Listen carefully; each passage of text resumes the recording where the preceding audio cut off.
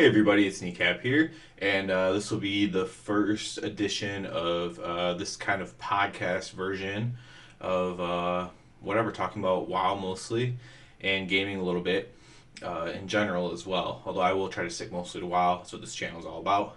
Uh, I don't know how often I'm going to do this, but this is just mostly an avenue to let me kind of riff a little bit longer. I normally try to keep my videos under 10 minutes because no one, unless it's a guide, like the High Mind Mount or something like that, people don't really want to hear you talk about something for too long if they're just trying to get information from the video. And sometimes I'm more passionate about a topic, even though I'm trying to give information as well, and I could easily go longer than 10 minutes. And I always try to hurry up, talk faster, and everything like that. So yeah, if you don't care about my opinions or you don't want to hear someone just bloviate about World of Warcraft and about gaming, then go ahead and turn it off, whatever, and that's fine. I won't. You're under no obligation to watch these, even if you watch my other videos, of course, because it's a little bit different. So yeah, what got me? I've been saying I was going to do this on my This Week in WoW videos and stuff for a while, and what finally got me to actually do it is I really just wanted to kind of talk about the new raid. So the battle for Dazal.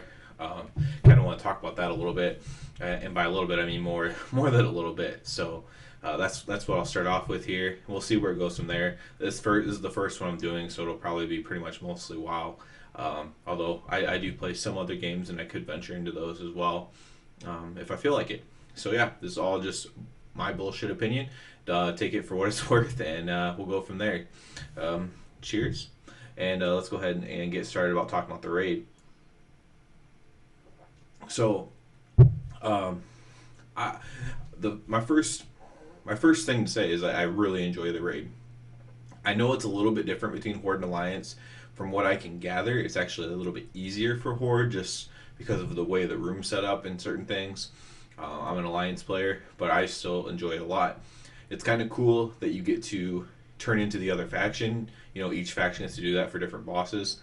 I think that's kind of cool. It's different because you lose your racials and stuff like that. I know some guilds, some of the top end guilds, like did complete faction change just to get the first kills, and then faction changed back after they did that, which was like super expensive for gold and everything, of course, which is ridiculous. I would never do that. That's why I think my skill level is probably fine.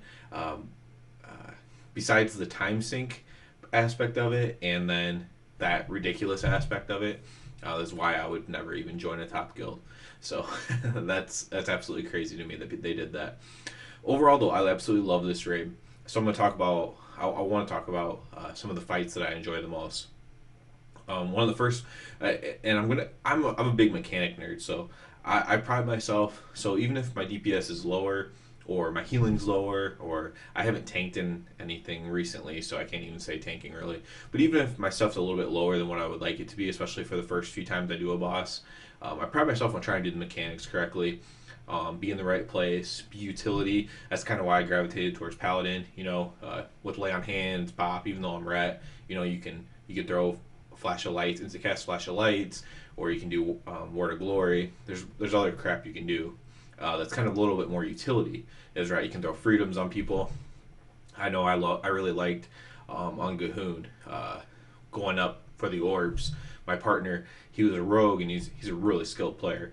And every once in a while, though, he would miss his shadow step or whatever he was doing to. I think it's shadow stepping to a jade statue to kind of get up to the next point, so he didn't even have to run through the whole thing. Every once in a while, he'd miss, and I would just throw my freedom on him as I went to go grab the orb, and that kind of worked out really well. So a little crap like that I really enjoy doing. But yeah, so mechanically, the first boss is super easy. All the first bosses are easy. This first boss is even a little bit easier. Even on Mythic, you can pretty much cheese it if you have mostly, like if you're like 385 plus eye level, like your guild is or whatever, your group, on average, you can pretty much just cheese the fight. It might be a little bit healing intensive at the very end, but it's not really that big of a deal. It's super easy on normal and heroic. You don't even really have to do anything. But then Jade Fire, right away you have an interesting mechanic. Now I didn't do hardcore raiding in Mr. Pandaria. I didn't do very hardcore raiding in Warlords either, frankly. But Before that, I pretty much did every raid to some degree of a high level, and currently I'm doing and in Legion and currently doing raids at high level. So I don't think there's ever been a mechanic exactly like that. I could be wrong though. In Jadefire, you get teleported up. A mythic difficulty, nearly everybody gets teleported up, and you have to face the thing in a certain direction in order to not take damage from it. Which I just think is interesting. It's not the most skill based mechanic. It's more of if you have proper mouse and computer and frames and everything like that mechanic. But it's a really neat mechanic, and it's something I enjoyed a lot because I struggled with it at first, believe it or not. So I have a pretty good computer. It's not the best in the world, but I'm able to do things on pretty high settings, like even more hectic things like raiding on decently high settings, and without any game lag. And so I had no issues seeing the thing at all, no game lag. I still was kind of struggling with it. It turns out what I was doing is I was moving my mouse the correct amount, but I wasn't like I do everything with my mouse pretty much for movement, and I was moving the mouse the correct amount with the right click held, and then but I wasn't letting go of it, so my character wasn't. So I needed to let go, and then my character, then I was able to do it every time and get the buff. But I thought that was a really cool mechanic in general, and I really enjoyed it. You get to Grong, and this is for Alliance. You go Jadefire, Grong. I know the Horde go a different way. You get to Grong, and again, it's a pretty easy fight. Even mythically speaking, it's easy. You're just kind of timing things. It's kind of like a healing check in a way as well. You're just kind of timing things out. If you time stuff right, it's not even really a healing check because you're just really just managing cooldowns at that point if you do the timing correctly. You do need to have a certain amount of DPS, I suppose, as well, but just an easy fight overall. That's as far as I've gotten in Mythic, but I still know most of the mechanics for other bosses. I'm so dumb right now, I can't even remember the exact order of the raid. Opulence is a fight I enjoy a lot. It's not super unique, but they basically, the entire fight is, the first stage of it. So going through the gauntlets, that's like the whole fight. Once you actually get to Opulence, it actually becomes a lot easier and really fun. So you get to, do massive AoE, which every DPS loves to do. You used to do this massive AoE to all these ads, and they all spawn in the same area, and a Death Knight can even grip them up for you or whatever. So that's nice. That makes me really enjoy the fight. It's not necessarily because of the mechanics; it's because of just the coolness of it, the fun of it, and then you get to. There's even cool items that drop off of it too. It's a very unique boss in that way. And then there's also the treasure piles you can loot after the fight, which is pretty cool and unique as well. Anything that's a little bit different, anything that's a little bit unique, I'm always going to like quite a bit. Even in this case, if the mechanics aren't that different than most things. So that's 4 bosses. Again, I don't know if I'm going to go in the correct order or not.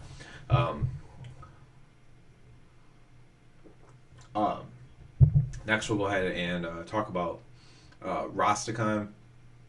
That fight, that's a very generic fight to me.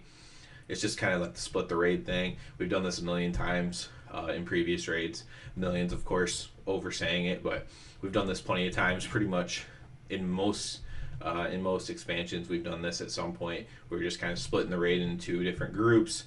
Even in Legion, I don't even know what the boss's name is anymore. But you had the dead side and the live side. It's kind of the same exact thing as far as there's a dead side and a live side, except for you actually literally are in a different plane.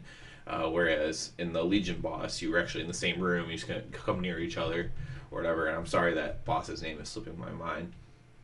But so I really enjoyed the Rastakhan fight. But it's just, again, it would be low in my rankings. I pretty much enjoyed all the fights other than Champion of Light for the most part.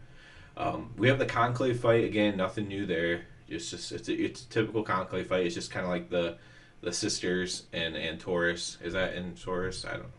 I don't even know the raids in Legion anymore. Completely slipped my mind. I'm so on BFA right now. So your Conclave is just your typical group fight. What is kind of interesting is doing damage to another one doesn't help at all. You're only going to kill one at a time, so any kind of cleave damage you do is you're just kind of wasting GCDs, throwing dots on it and stuff. You're just padding and not really accomplishing anything at that point. And if you're really truly looking at the true damage, you realize that they're not actually doing as much as what the padding is saying, anyways. Um, so that's what, 5 bosses.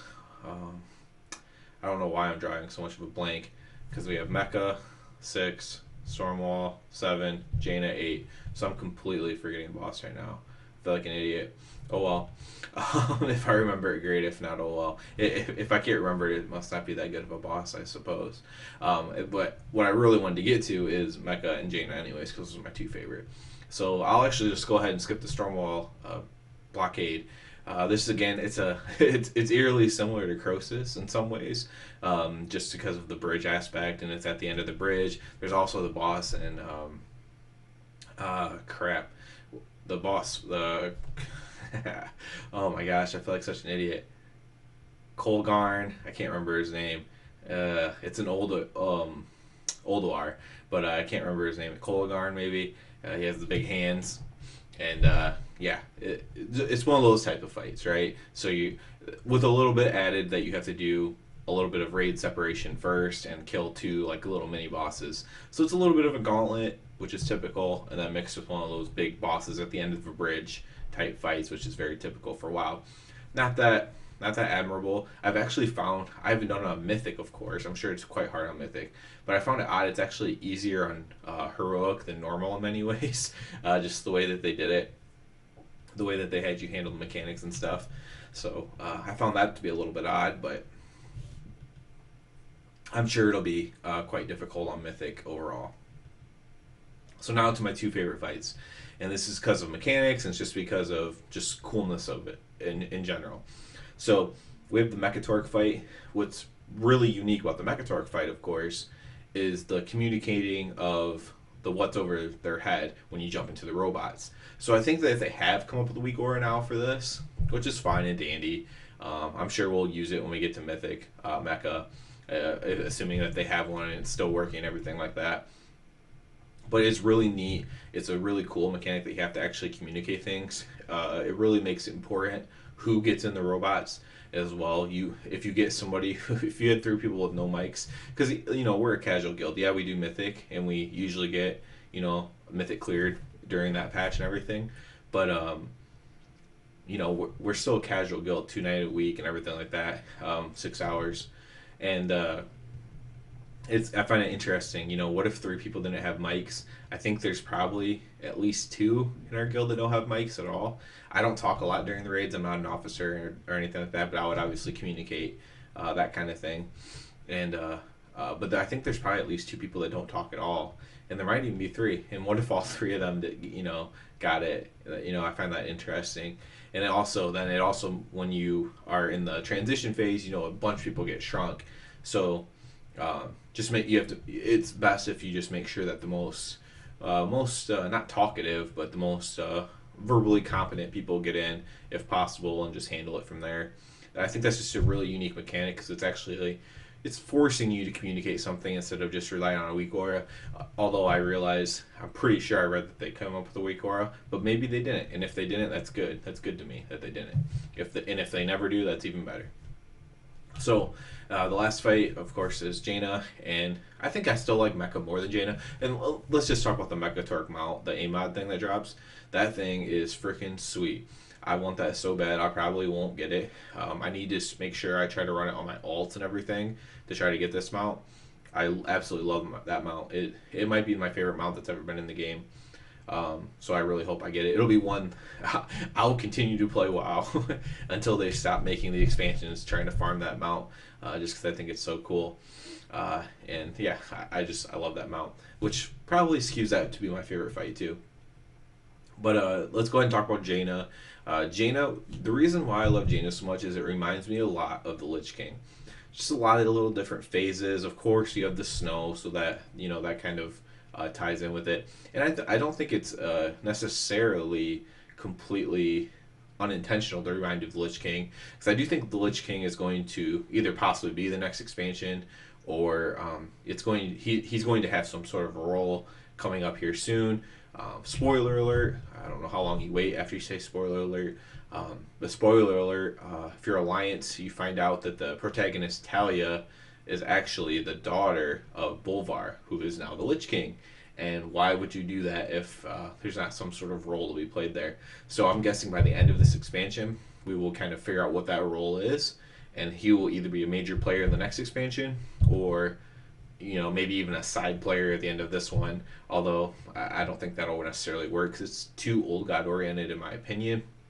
Although we do have somebody talking or messing with Wansandi and all that, so that could technically be the Lich King, I suppose. But I don't want to take you down those rabbit holes too much. Maybe that's a thing for a different podcast thing or whatever. Go down some rabbit holes of theories of expansions. But overall, I love the raid. I like it a lot more than I like the first raid. So that's definitely a plus. Just a lot of uniqueness to it. And I don't think it even necessarily that it's not even because they put more work into it or anything. I think they just were trying to be unique, and I think that has some value to it. A lot of times, Ian says, don't do something just to do it. Do it because it's overall for something else. But sometimes I think it's okay just to do stuff just to do it. Make a raid more unique just to make it more unique. I think that's cool. Add an extra mechanic to the fight. You can if it's super hard, lower the boss's health or something. Add an extra mechanic to the fight just to make it a little bit unique. You don't have to do it for every fight. You can have your Rastakhan fight if you want, where it's just really really standard. But just something to think about. And I think did I talk about all 6 fights? Conclave, Rastakhan, Opulence, Grong. Yeah, I think I did cover all 9. So here I am correcting myself here already, because I think I did mention all 9 fights actually. So overall, I loved the raid a lot. It was really cool. I enjoyed it a ton. I know it's also really hard. Overall, you see a lot of guilds that are normally mythic guilds still don't have Jaina down yet. Again, these are casual guilds. I'm not talking about method. I'm not talking about limit. I'm not talking about these guilds that man, props to those guys though. I'm not hating on those guilds either. But that's not who I'm talking about here. I'm talking about the other mythic guilds. The casual mythic guilds, if you want to say. And a lot of them don't have Jaina down yet. Or some people even struggle to get her down in normal. Luckily, we didn't struggle too much in normal to get her down, and we actually learned how to do it on heroic better by doing on normal. So that's something to be gained as well. If you are struggling with it on heroic, just keep running it on normal. You'll get the hang of it. Maybe you're not seeing a certain phase enough when you're wiping in heroic or something. Props to anybody who's killed her on mythic, because I can only imagine how hard that is. I know it was a hell of a time for them to get that first kill, which is always a good thing, because that means that they didn't make it too easy. I hate when they get it in the first day. That's always annoying. Better that they get it in the second week than the first day, in my opinion. So do I have anything else to say about the raid? I already talked about the mount. I love the mount. Overall, I'm not a huge fan of the armor, because I am a plate wearer, and the armor isn't that cool for plate. I'm not sure how it is for leather. I'd imagine it'd be a little bit cooler for leather, just because it's kind of trolley armor for the most part. But yeah, not a huge fan of that. But that's not a humongous deal. Another thing I want to talk about, other than the raid, is which I just talked 18 minutes or so about the raid, which I wouldn't have been able to normally do in a video. Is I want to talk about some PvP stuff as well, and some also just kind of some ideas I have for PvP as well. I'm talking so much, I'm not drinking any of my drink. Definitely not going to get through this in this podcast. So, I typically only do arena with real life friends, mostly just because of communication stuff. I'm not super big, even though I do these YouTube videos. Some of my YouTube videos just have thousands of views, and I do something like this where I'm just kind of putting myself out there, where it's just me. I'm not super big into communicating with people one-on-one. I can do public speaking even. I had to do some public speaking at a very young age. I was actually, if it wasn't for another person in my group, I was actually the second youngest person to ever be in the Ohio Model United Nations. And I don't know about nationwide or anything, but at least in Ohio's, I was the second youngest at the time to ever do it. And I can't remember if it was a girl. I don't know if she actually gave a speech or not. or talked during it. And if not, then I would have been the youngest one to ever talk during it. So from a very young age, I had talked in front of thousands of people in a very prone way, where you're very, especially when you're a kid and everyone's older than you there, and you kind of feel pressured or, whatever. Anyways, I'm not, despite all that, despite always doing well in public speaking and public reading in school and everything like that, I'm not good at one-on-one communication that well. And so having a random twos partner has always been a little bit hard for me. I think I'm kind of getting close enough with my guild at this point. And the guild people are mostly really cool that I would probably do it with my guild. If someone was really interested in doing PvP and actually trying to push. But yeah, typically I only do it with friends, and so I've always been kind of capped out on that because compared to my friends, now by no means do I ever want to put out like I'm the best player in the world or anything like that. I don't think that at all. But I'm probably in the top 5% or something, or maybe top 1%. I don't know. But I'm a really good player. I'm not saying I'm the best by any means. Just that I'm really good. Whatever you want to call that, that's fine. Just a step below, the top players, and that's because of not putting in the hard work and the dedication that they do to get to be the top players that they do. And props to those people who do that. But so, and I don't play classes just because they're strong either. I typically play melee classes. I just enjoy melee more. So right now I'm a ret paladin. Before I was a warrior. So warriors have always been fairly strong in arena, especially twos. But ret isn't necessarily always very strong. And so that's always kind of limited, especially carry ability. So I'm not like a rogue. I'm not like a disc priest when they were overpowered, or a resto druid when they were unkillable, or a death knight when they were new, for example.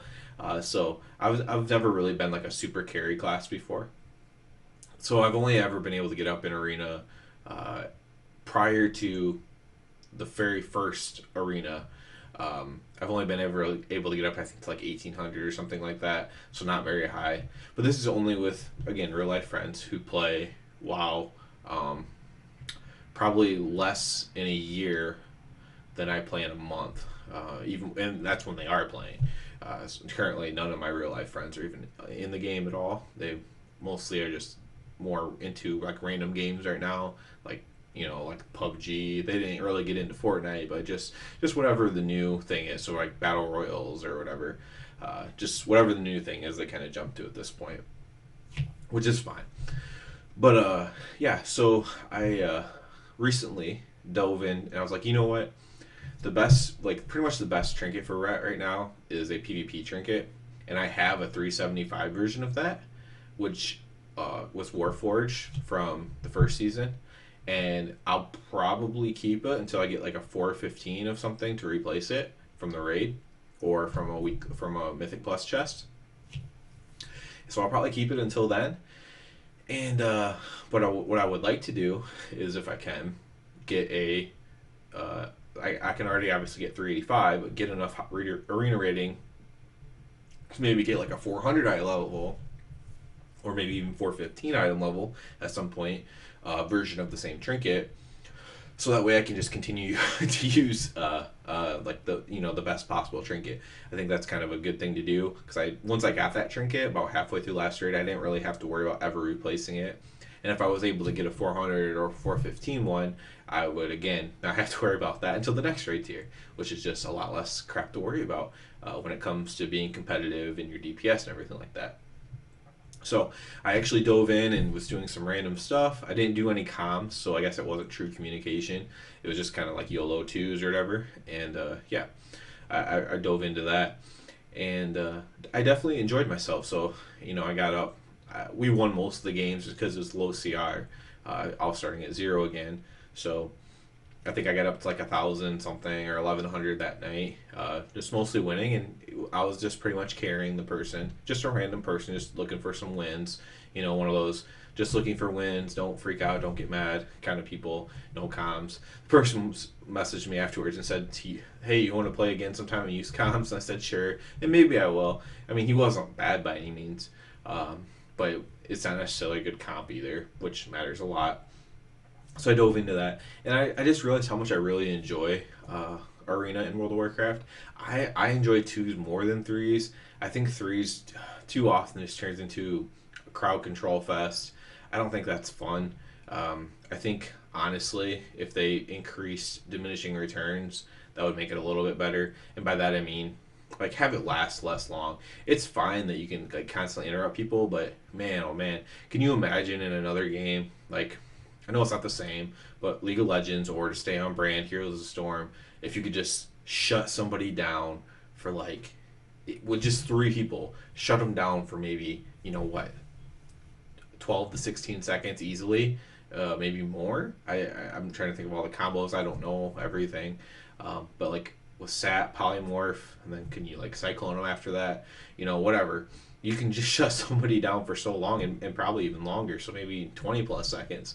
It's just absolutely ridiculous, and I don't find that to be that fun. In twos, it happens as well, but at least it's a little bit more negated because there's only two possible people doing the CC to you. So I think that's a little bit ridiculous, but overall, I really enjoy it. There's a ton of things that can make it better. The crowd control aspect of it would make it better. Like if there was a class that focused all on crowd control, so you played that class, that would be fine. But there's just too many classes that crowd control currently. So, I'm playing a crowd control class and crowd controlling, but my damage is super low or my healing super low compared to other damage dealers and other healers and everything. That would be fine in my opinion, but it's a little bit skewed right now. But I really enjoyed it though, even though playing with a random person. I enjoyed it so much that I would definitely do comms next time if I needed to. If anybody happens to be watching this that's good at arena, I'm not asking for a carry or anything. I will take constructive criticism. I know I can get up to at least 1,800 where I'm basically carrying, so I imagine I can get up to 2K with a good person who is better than me. I would hope so. So yeah, I'm definitely down for that. But yeah, I just had a great time doing it. I plan on doing it again, maybe even with comms, just with random people. Or, I'm probably going to reach out to my guild and see if anybody wants to do it. I know that we have some people in the guild that do it just to get that extra, weekly chest. Why not? Probably for the same reason as me in some cases. Maybe there's a really good item that can drop from from PvP. And so, yeah, I might reach out to the guildies and see if anybody wants to do twos or even threes and see what we can do there. So I'm really enjoying that. Another little quick note on PvP is I can't stand world PvP healers. It's so ridiculous. Like, I have really good gear and do a ton of damage, especially during my wings as a paladin. And I cannot kill certain things. It's so ridiculous. Resto druids are just so silly. If I face a Resto Druid more geared than me and my Demon Hunter, it's just bad. I can't do anything. Resto Shamans are really, really bad for world PvP as well, especially if they have the right talents. And just, you should be able to 1v1 a healer, especially if you outgear them.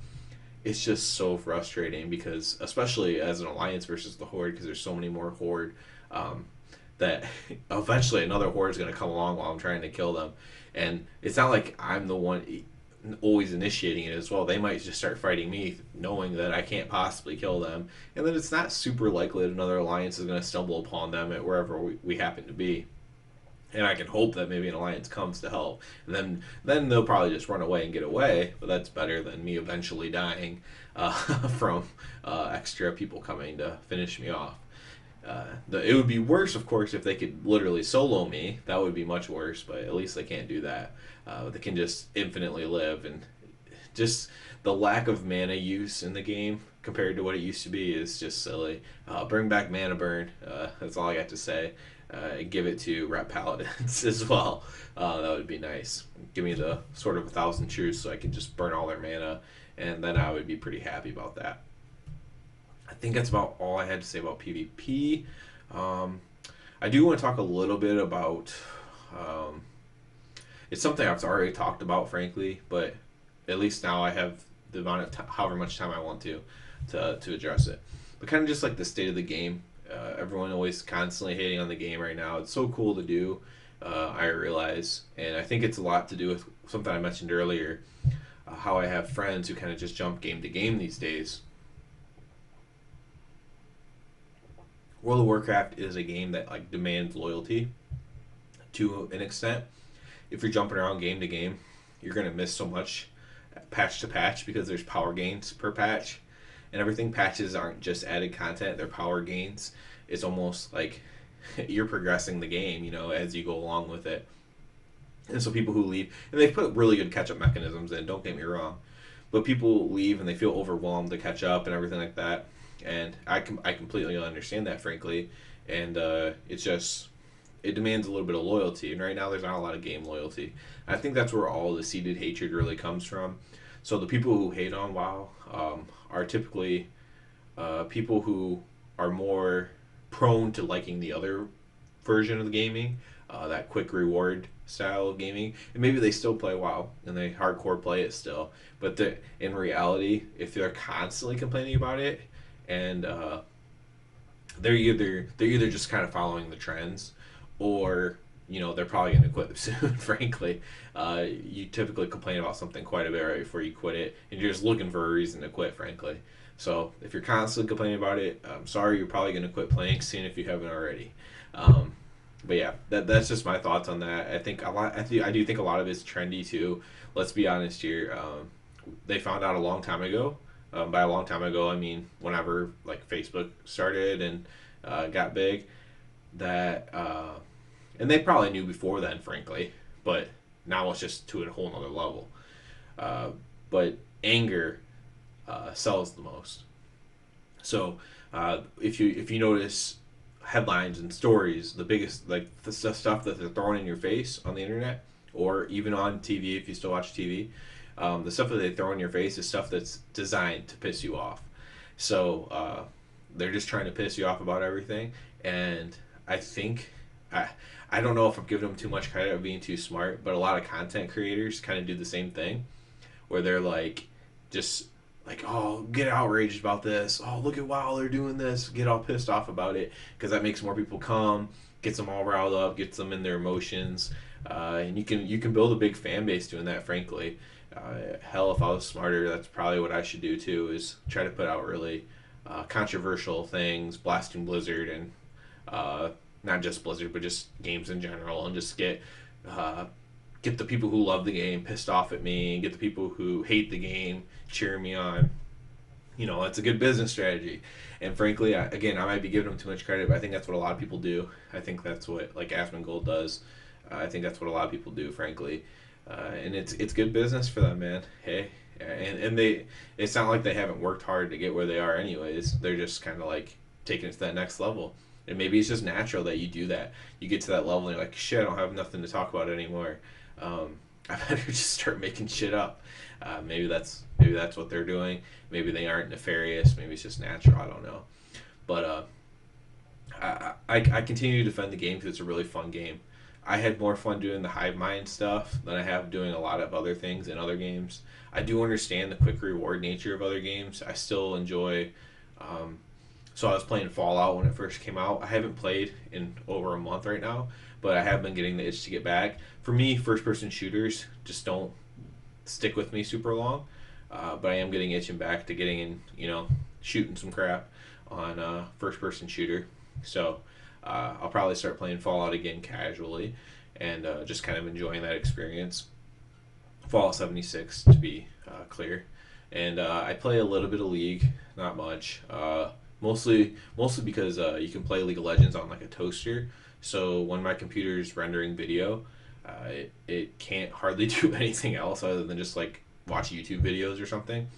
So so I mean it can do regular stuff, but like I can't play like I have game lag in World of Warcraft even. I definitely couldn't play like Fallout or something like that. With a little bit more graphics. But I can play League of Legends quite easily. So because that takes like no CPU to do. So I do play League mostly during that time, rendering video, that kind of stuff. Basically, basically almost like as time killer while something's saving or whatever. It's kind of when I do that, or even just loading a video up for the first time or whatever. So I do play that. I do I play? I play. I used to play Hearthstone a decent amount. You just can't keep up with Hearthstone, man. It's such an expensive game to play. Not that I've spent a lot of money on it personally, but like to be really good, like I spent some money on one expansion, and I was able to immediately just kind of like push my rank up pretty freaking high.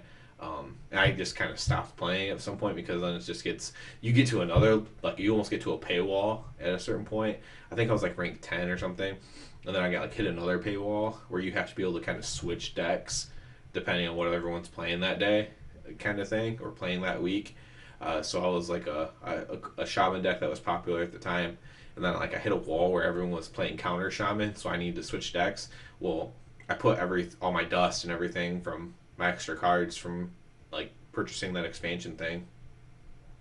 I put all my extra stuff into that deck, so I didn't have another powerful deck. I had some pieces of other powerful decks, but I didn't have like another powerful deck to switch to. So for me, that pretty much ended my Hearthstone career because I just like, yeah, I can't keep up with this crap.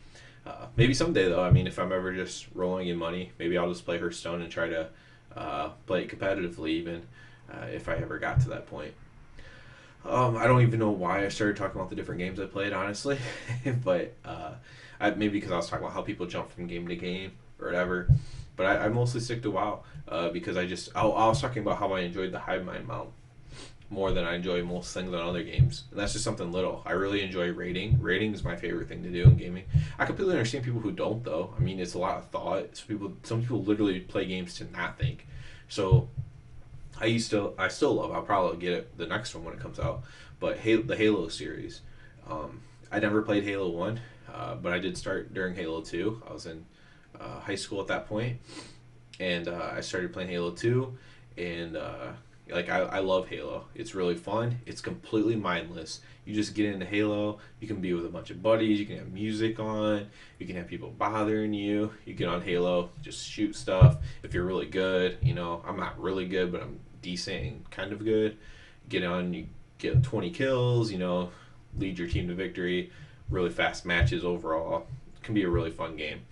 And I totally get that. It's mindless, but it's still really fun. There's other games that are even more mindless, so they're still really fun. I might like Fortnite, for example. I had some fun playing Fortnite. I tried it out. It's not necessarily for me. It's a little bit too much gimmicky building stuff for me. I probably would enjoy PUBG more, even though I never played that. But I totally get that. I just enjoy World of Warcraft more. So am I a World of Warcraft apologist? Definitely. Never gonna say I'm not. I have a channel about World of Warcraft, so why wouldn't I support it? And if they come out with another MMO, I'll switch to that. If World of Warcraft ends, I'll find something else to do. And I would, at that point, if I even continue doing videos, I would switch my channel to whatever my favorite thing to do in gaming was then. Maybe it would be Hearthstone, or maybe it would be like a League of Legends or Heroes of the Storm or whatever. It wouldn't be Heroes of the Storm, frankly. Let's be honest. But maybe it would be League of Legends or something, or maybe it would be Halo. Who knows? I'm also a very good Madden player randomly. You'd think with all the nerdy stuff, I have a Ninja Turtles clock. I have Ninja Turtles. It's not out right now. Cup. I have Ninja Turtles pajama pants on currently. I have a game of Pathfinder behind my head. I'm a pretty big nerd. And but I'm really good at Madden games, and I actually really love sports. Got my Cavs sweatshirt on that I got after the Cavs won their title that they'll probably never win again. So props to LeBron for that. But yeah, I love sports too, and I'm really good at Madden. So who knows? Could do that too. But until that day comes, I really love World of Warcraft. It's definitely my favorite game. Favorite game all time.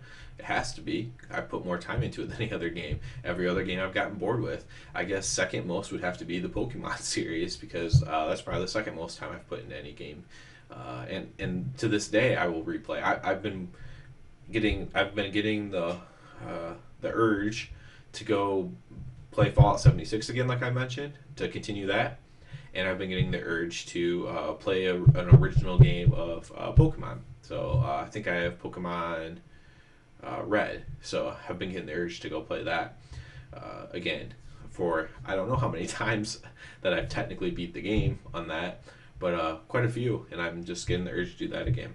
So definitely a plethora of interests there, but uh, at the end of the day, World of Warcraft is just the best game for me. I know it's not for everybody. I know people love to hate on it. It's one of the big games. Take it down. That kind of mentality. It's also like it's bred a lot of personalities out of it. A lot of the top league players and stuff are from other countries. I'm from USA, so when I say other countries, I mean Asia. I guess I don't know, but like a lot of the top players are from there. Not that there aren't good players in NA as well, but I don't know. I feel like World of Warcraft gets more hate, maybe because it was just so big at one point. So you have a lot of old disgruntled customers, um, and frankly, let's get to one more thing before I wrap this up. Let's talk about Classic WoW a little bit. I'll probably dive into it. I'm not positive yet. Depends on how much it's going to cost or anything, because I'm not going to put a lot of time into it, and it's a time based game.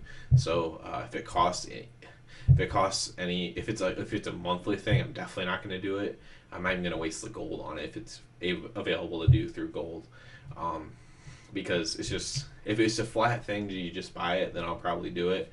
But if it's a monthly thing, I probably won't, because I can't justify spending $1, let alone 15, let alone however much gold, um, playing a game that I'm probably gonna play maybe once a week, or maybe 2 hours a week or something like that. It's just not gonna happen.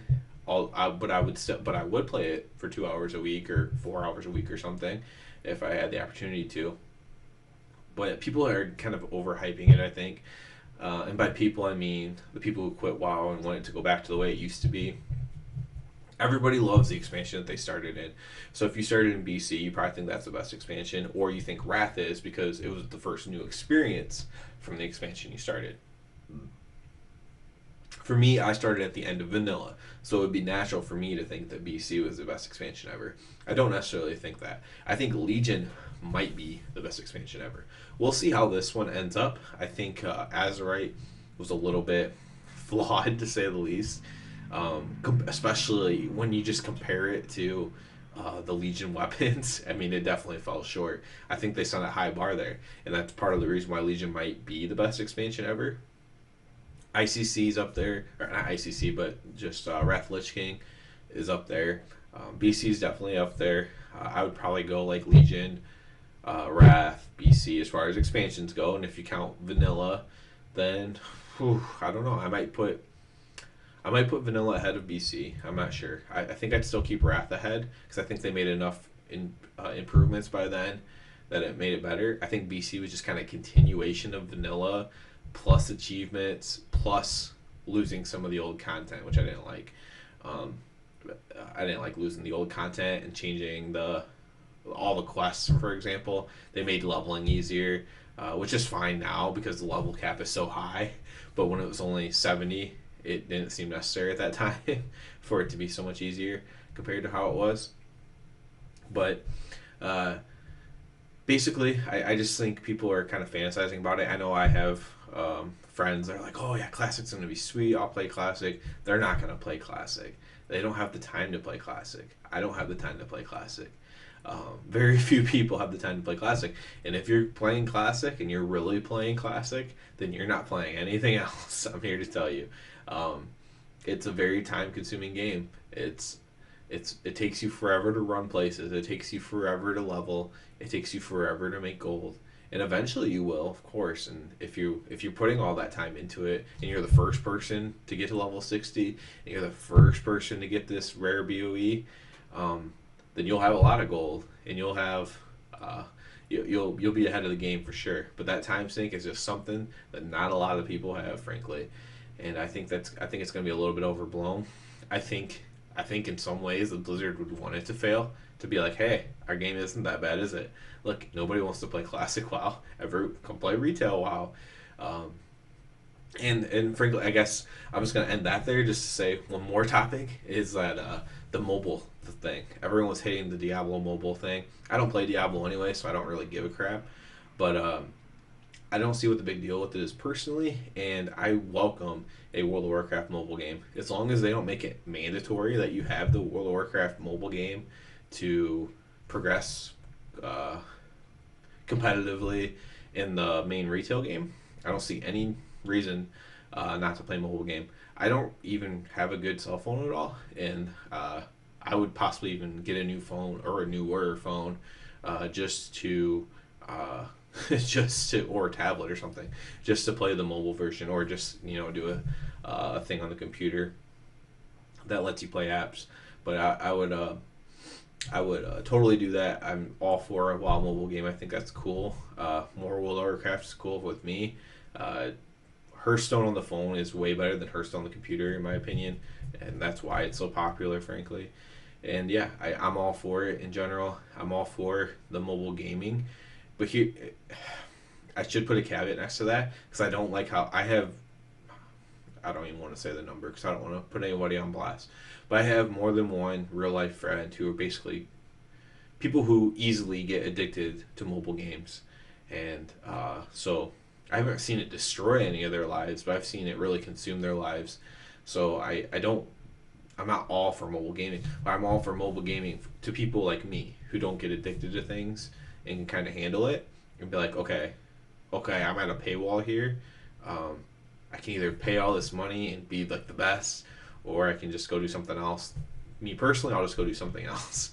But I've seen people spend a lot of money in my real life on that stuff, and not just reading stories. These are real people that I know who've spent a lot of money on mobile gaming, and I think a lot of people probably know those people. So in their lives. So I'm not all for mobile gaming, but I'm all for mobile gaming for myself, and I'm all for mobile gaming for people who can handle it, and hopefully they would be knowing that their customer base is computer gamers. Hopefully they would be responsible enough to put in a thing that didn't let you or like made you put in an amount of money that you're willing to spend, and like when you try to spend over it, they like say you do not want to spend like you would have to like jump through a million hoops in order to spend it, or they just don't let you spend over that amount per month or whatever, and regardless. And if someone says at the start, hey, I'm going to spend $2,000 a month on it, then I guess that's kind of their own fault. Hopefully they can find some help in their lives, or that they're super rich and can just spend $2,000 a month on a mobile game. But that's my thoughts on that. I'm all for the mobile gaming. I don't see what the big hubbub was about up against it. And yeah, so I want to wrap this up. I didn't want it to get over an hour. I didn't get over an hour. Although some of them might get over an hour, especially if I start talking about different games and stuff to go along with whatever World of Warcraft stuff has me going. But yeah, I hope to do these a little bit more often. I've been saying I was going to do these, and then never did it. I don't know. It was a combination of not having something I wanted to talk about passionately, like the raid in this case, and everything I wanted to talk about I felt like I could do in less than 10 minutes, so I could just do a video about it. So this is the first time I'm doing it. I don't know how often I'll do it. Even if people hate it, I'll probably still do it again. I just don't know when. It'll be whenever I have something to talk about again. So if something big happens, instead of like trying to make a condensed video on it, like if Ian got fired tomorrow and people were like going crazy about it, maybe I would do a video about that, for example, or a podcast about that, talking about that mostly. But yeah, that's about the end of this. If you watch the whole thing, first of all, kudos to you. You're the real hero here. Yeah, please subscribe to the channel. If you want to like and share and all that stuff, go for it. That helps me too. But subscribing is the number one thing that would help me right now. So please do that. If you're curious what I'm drinking, it's green. It's nothing special. This is a vodka, or no. It's a tequila and Diet Mountain Dew mixture that I've concocted here. Um, I've found uh, tequila's a acquired taste, but vodka especially goes well with anything citrusy. Obviously, a screwdriver is orange juice, but Mountain Dew is meant to taste citrusy, so it goes well with Diet Mountain Dew. But if you really wanted something that tastes good, Code Red Mountain Dew.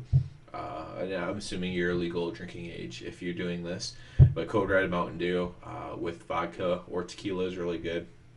And of course, if you're using cola like I am, soda or pop, whatever you call it, uh, dark pop, brown pop, black pop, whatever you want to call it, it is usually better with rum. So just for the taste bud's sake. So cheers to everybody. And like I said, please subscribe. If you actually watch this whole thing, you're a freaking psycho. You're a savage. Good job to you. And everybody have a good one.